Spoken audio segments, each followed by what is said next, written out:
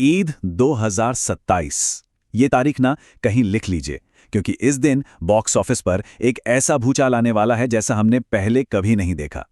एक तरफ होंगे बॉलीवुड के सुल्तान सलमान खान और दूसरी तरफ सिनेमा के सबसे कंट्रोवर्शियल डायरेक्टर।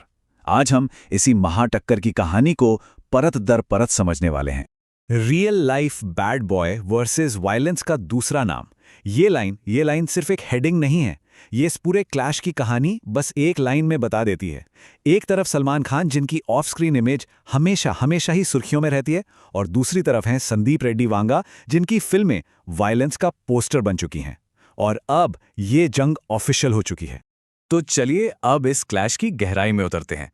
ईद 2027 के कैलेंडर पर ना दो बिल्कुल अलग तरह की ताकतों ने अपनी अपनी जगह पक्की कर ली है। देखते हैं कि आखिर ये लड़ाई है किस बारे में। मैदान में एक तरफ है सलमान खान, जो अपनी अगली बड़ी मेगा बजट फिल्म लेकर आ रहे हैं, और उनके ठीक सामने बाहुबली प्रभास। लेकिन इस बार कमान होगी संदीप रेड्डी वांगा के हाथ में, और फिल्म का नाम है स्पिरिट। तो समझ लीजिए, ये सिर्फ दो स्टार्स की टक्कर नहीं, ये दो अलग अलग दुनियाओं की टक्कर होने वाली है। तो ये मुकाबला है एक टाइगर और एक डायनासोर का। एक जो अपने शिकार को कभी खाली हाथ नहीं जाने देता, और दूसरा जो अपने रास्ते में आने वाली हर चीज को तबाह कर देता है। चलिए समझते हैं कि ये दोनों फिल्में एक दूसरे से कितनी ज्यादा अलग हैं। इन दोनों फिल्मों में जमीन आसमान का फर्क है। सलमान की फिल्म एक टिपिकल मास मसाला एंटरटेनर होगी। सोचिए, हीरो भी वो, विलेन भी वो, और ऐसी फिल्म जिसे पूरा परिवार साथ बैठकर देख सके। और दूसरी तरफ स्पिरिट, जो एक डार्क, वायलेंट और एडल्ट्स ओनली फिल्म होने वाली है, जिसमें प्रभास को उनके अब तक के सबसे खूंखार अवतार में दिखाया जाएगा।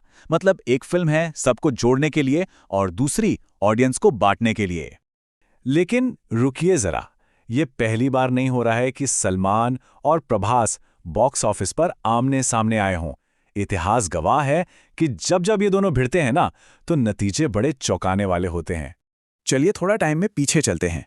करीब 11 साल पहले 2015 में भी कुछ ऐसा ही हुआ था, और यकीन मानिए, जो रिजल्ट आया था ना, वो सबकी उम्मीदों से एकदम उल्टा था। ये देखिए, आंकड़े खुद ही पूरी कहानी बता रहे हैं। बाहुबली जैसी फिल्म एक विजुअल मास्टरपीस 180 करोड़ के बजट में बनी, और उसने कमाए 650 करोड़। बहुत बड़ी बात है। लेकिन उसके सामने थी बजरंगी भाईजान, जो सिर्फ 90 करोड़ में बनी, और अपनी इमोशनल कहानी के दम पर सीधा 900 करोड़ का आंकड़ा पार कर गई। तो पिछला राउंड तो साफ साफ सलमान के नाम था। लेकिन 2015 और 2027 में एक बहुत बड़ा फर्क है।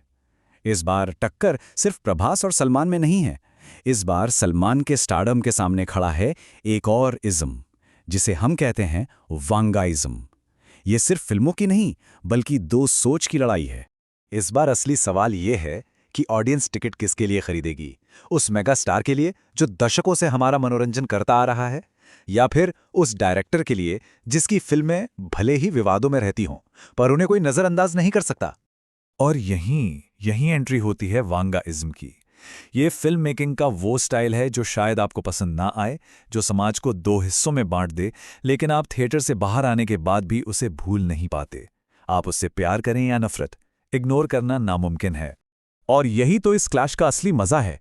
एक तरफ है father of mass cinema Salman Khan, जिनका नाम ही थिएटर में भीड़ लाने की गारंटी है, और दूसरी तरफ है संदीप वांगा, जो शायद भीड़ को दो हिस्सों में बांट दें, लेकिन अपनी फिल्मों के लिए एक पागलपन वाली कल्ट फॉलोइंग तैयार कर लेते हैं।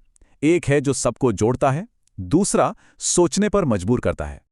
लेकिन रुकिए, इस कहानी में एक और पेंच है, एक ऐसा एंगल जो इस प्रोफेशनल लड़ाई को बहुत ज्यादा पर्सनल बना देता है। सवाल यह है कि आखिर ये प्रोफेशनल क्लैश पर्सनल बन कैसे जाता है? इसके पीछे ना एक बहुत बड़ी और पुरानी कहानी छिपी हुई है। इस क्लैश के तार सीधे सीधे जुड़ते हैं बॉलीवुड की सबसे बड़ी कंट्रोवर्सी से, सलमान खान बनाम विवेक ओबरॉय। और किस्मत का खेल देखिए, विवेक ओबरॉय स्पिरिट में एक बहुत जरूरी किरदार निभा रहे हैं। इतना ही काफी नहीं था, तो अब खबरें ये भी हैं कि उनके ऑपोजिट जिस एक्ट्रेस को कास्ट किया गया है, उनका नाम भी ऐश्वर्या है। इसी को फिल्म का एक्स फैक्टर कहा जा रहा है, जो इस लड़ाई में एक अलग ही मसाला डाल रहा है। और बस इसी वजह से ईद पर होने वाला ये फिल्मों का टकराव अब सिर्फ प्रोफेशनल नहीं रहा, ये बहुत पर्सनल हो चुका है। अब ये सिर्फ बॉक्स ऑफिस की लड़ाई नहीं है। तो अब हम आते हैं आखिरी सवाल पर। जब एक ऐसी ताकत जो कभी रुकती नहीं, एक ऐसी चीज से टकराएगी जो कभी अपनी जगह से हिलती नहीं, तो होगा क्या? एक बात तो बिल्कुल पक्की है, सलमान खान ईद का स्लॉट कभी नहीं छोड़ेंगे, ये उनका त्योहार है। और दूसरी तरफ संदीप वांगा भी वो डायरेक्टर नहीं है जो किसी के लिए अपनी फिल्म की रिलीज डेट आगे पीछे कर दें। असली कंफ्यूजन तो थिएटर मालिकों को होगी, लेकिन आखिरी फैसला तो हमेशा की तरह जनता के ही हाथ में होगा। तो सवाल एकदम सीधा है, ईद 2027 पर बॉक्स ऑफिस का असली किंग कौन बनेगा? एस से सलमान या एस से संदीप? इस महामुकाबले का नतीजा चाहे जो भी हो, एक बात तो तय है, जीतेगा तो सिनेमा ही। फैसला दर्शकों को करना है।